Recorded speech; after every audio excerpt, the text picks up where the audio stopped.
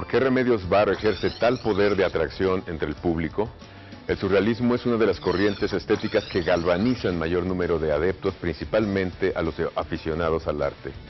En 2013, la marca Remedios Varo atrajo más de 62,000 visitantes en 2 meses de la exposición Remedios Varo, Reflexión y Pensamiento, y en 2016 fueron 220,000 visitantes los que apreciaron apuntes y anécdotas. Y es que Remedios Varo, la mujer, una misteriosa belleza un poco arisca y envuelta en un halo de emancipación, a ello corresponde el catálogo Adictos a Remedios Varo, que acompaña la exposición del mismo nombre que se presenta aquí en el Museo de Arte Moderno.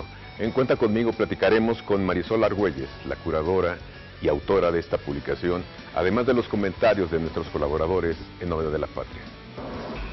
Nacida en Cataluña, Remedios Varo es una mujer que sufrió todos los horrores que acompañaron la Guerra Civil Española y la Segunda Guerra Mundial.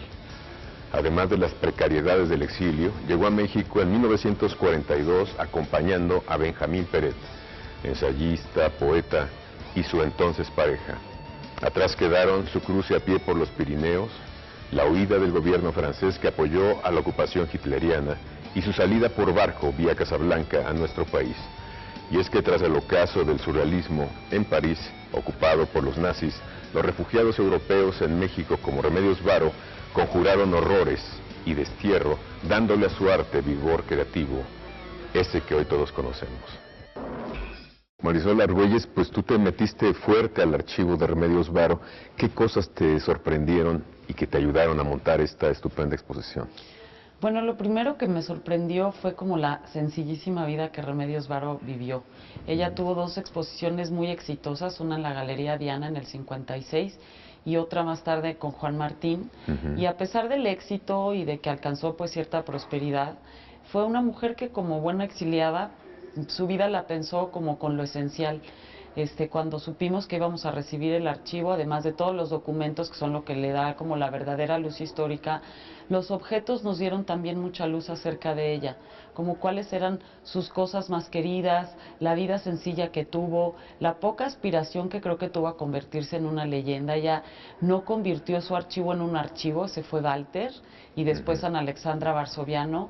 Ellos se dedicaron a catalogar, a transcribir, a traducir, porque escribía muchos textos en francés, y a juntar y a guardar sus cosas, pero en realidad ella no pensaba, como que no construyó sobre sí misma el mito que otros artistas han construido. Entonces, con esmero además. Sí, con mucho esmero. Ella en realidad vivió con lo que tenía, con cuestiones muy cotidianas. Y digamos que vivía modestamente, ¿no? Totalmente. En Álvaro Obregón fue una de sus casas, ¿no? En Álvaro Obregón, casi esquina con Córdoba. Yo estoy muy agradecida con muchos de los hijos de esa generación que nos ayudaron mucho, que estuvieron muy cerca de nosotros, pero a ellos les preguntaba qué hacían, qué música oían, a qué se dedicaban estos amigos, y pues eso, eran como unos exiliados en un grupo muy cerrado. Eso sí, creo que eso también tenía que ver entre 2 cosas. Uno, que ellos llegan a México cuando aquí Diego Rivera, Siqueiros, etcétera, pues son pues personajes muy importantes que dominan básicamente toda la escena artística y cultural, y ideológicamente opuestos a ellos, ¿no? Ellos estaban muy afiliados al Partido Comunista, que estaba muy cerca al estalinismo, y Remedios Varo, sobre todo Pere, por ejemplo, era totalmente trotskista. Entonces, de hecho, Pérez se queja en las cartas diciendo que aquí en México, si no eres estalinista, estás como aislado, que México es una isla, y nunca se logró adaptar. Entonces, bueno, todos ellos nos fueron, estos hijos de Katy Horna, de Leonora Carrington, nos fueron platicando que en efecto que eran como pues amigos muy sencillos, que salían poco, que bebían poco, que fumaban mucho, que oían pues de todo, música desde flamenco hasta ranchera, y que en realidad pues ellos conformaron un círculo que fue como su manera de sobrevivir y de estrechar lazos muy solidarios, ¿no? No, y además en el caso de Remedios y de Leonora, pues eran no pintoras, digamos, tradicionales, eran otra isla dentro de la isla de los que no compartían Exacto. la presencia, por ejemplo, del muralismo mexicano. Por supuesto, eran mujeres. Eran mujeres, que habían además. entrado jóvenes, mucho más jóvenes que los surrealistas, al círculo de los surrealistas. Leonora decía que ella era todavía más joven que Remedios Varo, pero entonces decían que pues que les apantallaba muchísimo, que cuando entraron pues ellos habían pues conseguido que ellas se sintieran intimidadas, no por voluntad de ellos, pero que así se sentían. Entonces creo que fueron como trabajando y abriéndose paso en medio de siempre un poco de la adversidad, o sea, no que con los surrealistas fuera adverso, pero sí creo que tuvieron que luchar contra prejuicios naturales de la época. Machites, Totalmente. ¿no? Las mujeres eran vistas en el círculo de los surrealistas, es sabido, pues más como una fuente de inspiración que como estas mujeres, ¿no?, creativas. Hubo muchos buenas ejemplos, entre ellos Leonora Carrington y Remedios Varo y otras muchas, pero sí creo que ahí fue como el primer lugar en donde tuvieron que irse abriendo paso.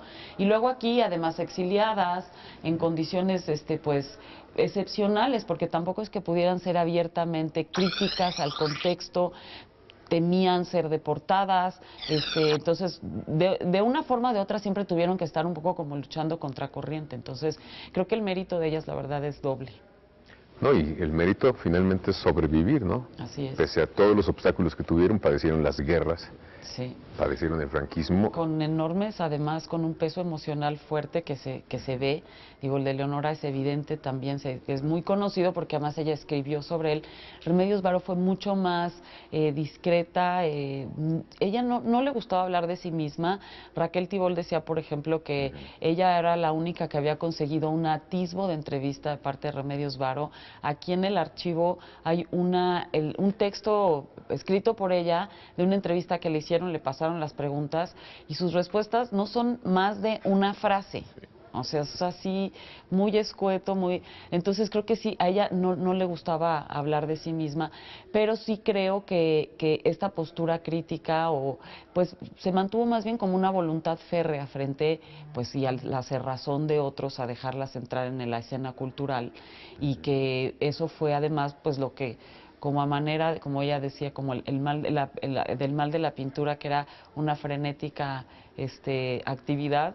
Creo que como a manera de tener esta voluntad de permanecer y seguir y no abandonar, pues lograron sí colocarse como uno de los íconos del surrealismo en México. Me sorprende mucho su voluntad de no zafarse pese a la necesidad de hacer dinero, digamos, para sobrevivir, y trabajar en empresas como en Bayer, y que no pierde, digamos, su estilo, no se adapta como otros artistas o escritores que a lo que les pidan lo hacen, ¿no? Así, a mí justo el trabajo de Bayer me parece muy interesante porque, en primer lugar, porque sí se ve, y eso está ahora en la exposición, como toda la influencia que tuvo de artistas desde el Renacimiento, como que fue muy libre en el trabajo de Bayer, pero sí permanece la atmósfera que ella siempre busca. O sea, si va a ser el medicamento para la campaña para un medicamento contra la depresión, representa como en la pintura que no es comercial, estas atmósferas, como logra muy bien el objetivo, como el proyecto que se ve que tiene antes de pintar, estas atmósferas medio asfixiantes y depresivas. Y además, ella ya había tenido una primera participación en la publicidad. Gerardo Lizárraga fue director de la Walter Thompson y con él había tenido como algunos ensayos, y creo que su trabajo en Casa Bayer pues sí es una cosa excepcional. Quien ha venido al museo ha visto lo que ya estaba aquí en el acervo, pero ahora podrán ver, por ejemplo, los folletos de Casa Bayer y toda la influencia que tuvo, ¿no?, como un artista multidisciplinario. ¿Qué otras cosas te encontraste en el archivo y que podemos apreciar aquí que no se conocían? Bueno, las cartas, yo creo que, o sea, la gran joya del archivo es la correspondencia. En primer lugar, porque son estos grandes... ¿Con quiénes? Pues con César Moro, por ejemplo, el poeta peruano, que la quiso muchísimo, con Octavio Paz, desde que Octavio Paz estaba en París y ella está acá, y además cómo recuerda Octavio Paz con nostalgia las reuniones que tenían con Leonora Carrington en la casa de Chihuahua, con Benjamin Peré, que hay cartas de él, esas sí son copias porque las cartas originales las vendieron los Gruen, pero dejaron copia de todas ellas, pero desde el 1937 hasta el 58, que es un año antes de que Peré muera. Y bueno, creo que lo valioso con Víctor Brauner, con Oscar Domínguez, con la mamá de Remedios Varo. Pero creo que la gran maravilla de leer estas cartas es que estamos leyendo a los grandes personajes de la pintura, del círculo surrealista, el gran poeta Benjamin Pérez, hablando de las cuestiones más cotidianas.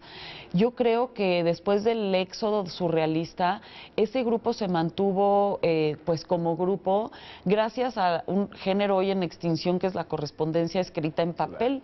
Entonces, hoy podemos leer, por ejemplo, qué pensaba Pérez de qué estaba sucediendo en el mundo, pero además podemos ver a un Pérez completamente diferente, o sea, vemos el otro lado del gran poeta, al que se queja de su salud, al que siempre vive pobre y le dice a Remedios Varo, te voy a mandar un libro, pero mándame tú el dinero porque yo, como sabes, siempre estoy pobre. La vida cotidiana. La vida cotidiana, o sea, para ellos yo creo que fue una manera de continuar una amistad profunda que se ve en las cartas, que además recuerdan todos con mucha nostalgia, o sea, es decir, la llegada de la guerra y esa dispersión de todos ellos sí fue pues una ruptura profunda en su vida, en sus emociones y en el propio surrealismo. Entonces las cartas son como el recuento de todo eso, de la vida que ellos siguieron. Y es un periodo bastante amplio. Y es un amplio, periodo amplio, sí. Y además no es nada más Remedios Varo, o sea, las cartas nos hablan de ellos también. O sea, el archivo le da luz a los poetas, a los artistas surrealistas. ¿Cómo veía, por ejemplo, Octavio Paz a Remedios Varo, según lo que tú le has leído? Bueno, yo creo que la veía con cariño.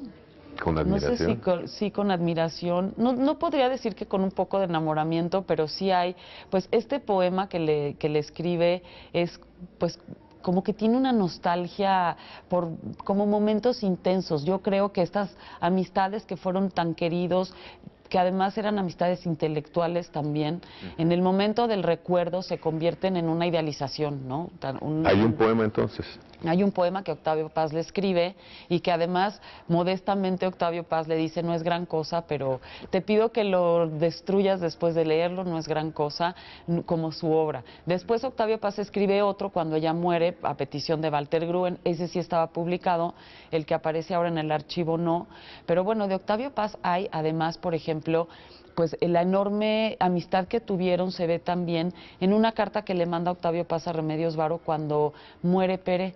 Remedios Varo le había enviado a Octavio Paz dinero, él estaba en París, y le envía dinero para ayudarle a Pérez, que siempre había vivido pues en la precariedad, y no le llega ya porque Pérez muere, y entonces Octavio Paz le escribe diciéndole qué cosa tan irónica que yo haya sido el elegido para entregarle a Pérez un dinero que nunca iba a llegar a él.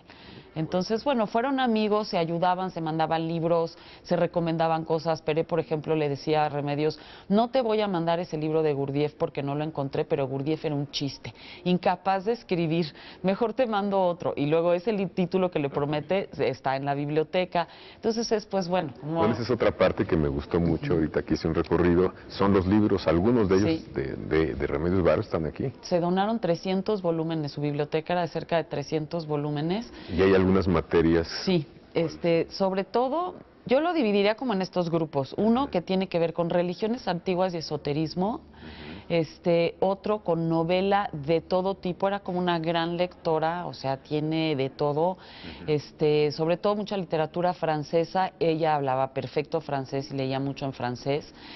Novelas de caballería también, o novelas como situadas en la Edad Media, los cuentos góticos de Isaac Dinesen, por ejemplo, y muchísima ciencia ficción.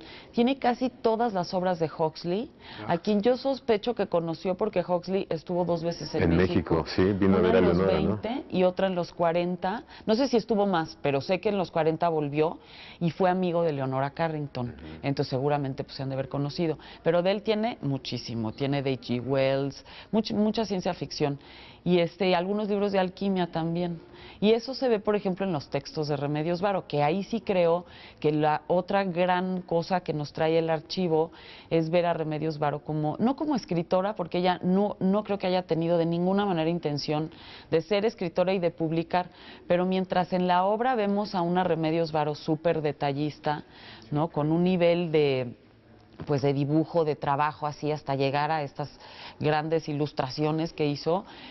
Creo que en la escritura conservó como los procesos surrealistas. Cuando empezábamos a revisar el archivo, yo veía que escribía y escribía sin comas, sin puntos, como todo de corrido, y me di cuenta después como de leer muchos de esos textos seguidos, es que sí utilizaba la escritura automática, que escribía como hacían ellos allá, después en estados como de vigilia, por ejemplo. Entonces escribía sus sueños en cuanto los podía recordar y era rápido, y creo que sí lo hacía como una manera de estimular el proceso creativo.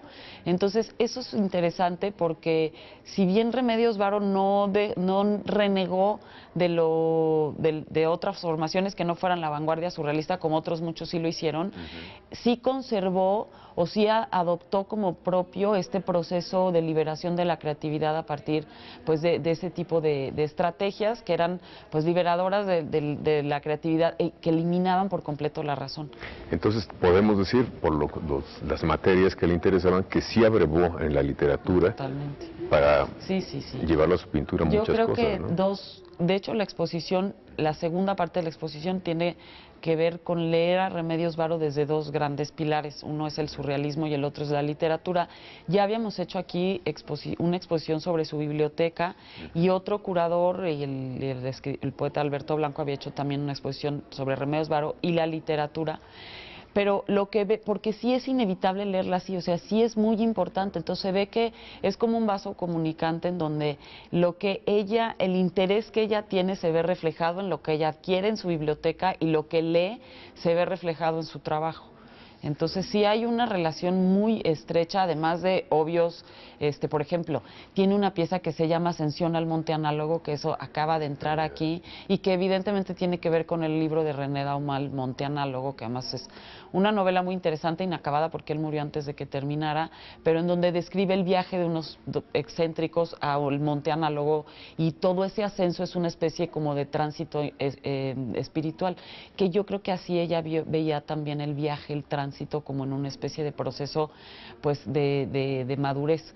Entonces hay una cantidad enorme de referencias literarias en el trabajo de ella.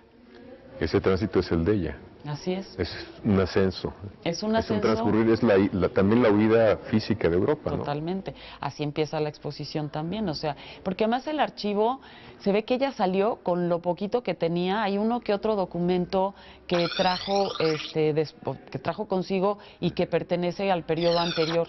Lo interesante es que el último reducto de los surrealistas, cuando están juntos por última vez, es en Marsella, porque está Francia casi toda ocupada por los nazis, y todos se van como yendo a Marsella, y ahí viven un tiempo corto, pero bueno, hay como muchísimas historias que si se dedicaban a vender pasteles de dátiles que subastaban entre ellos las obras, y en el archivo aparece que es lo primero que hay, como de lo más temprano, una serie de fotografías muy pequeñas en donde aparecen ellos subastando las obras. Sale Bretón, sale Remedios Varo con Peré, empieza en la huida, o sea, empieza en que están en Marsella, y todo lo que le sigue al archivo es a partir de que ellos salen de Marsella y llegan a México. Entonces sí, su vida es un tránsito.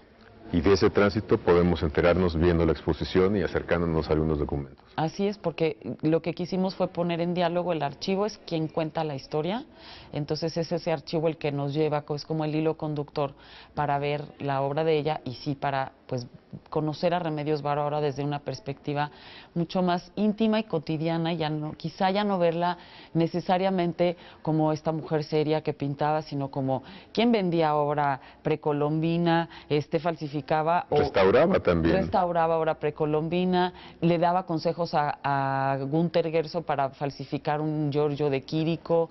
Es decir, era una mujer con mucho que verle ahora, que sacarla un poco como de este nicho en donde la hemos colocado como la surrealista, pintora de estas escenas medio extrañas, y verla como pues una superviviente de la guerra, y como quien tuvo mil maneras de sobrevivir, como que encontró de todo, y que se relacionó además con personajes que hoy son celebridades, ¿no? Claro. No nada más Leonora Carrington, otros muchísimos personajes que ella admiró y que la admiraron a ella, y con quien pues tuvo una correspondencia que yo creo que sí vale la pena revisar. Pues algo más que nos quieras decir. Pues nada más que visiten la una vuelta acá. exposición, que hemos publicado un catálogo de esta muestra Estupendo, también. donde que tienes un texto magnífico, nos ubica muy bien al personaje.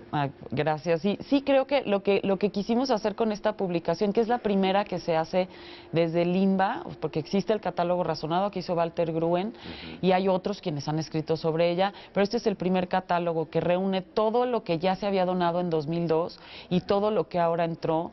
Y bueno, pues es un esfuerzo que hemos hecho para pues, ofrecer al público algo permanente sobre una de las pintoras que definitivamente es como las más buscadas por el público. Muchísimas gracias, Gracias. Marisol. Seguimos aquí.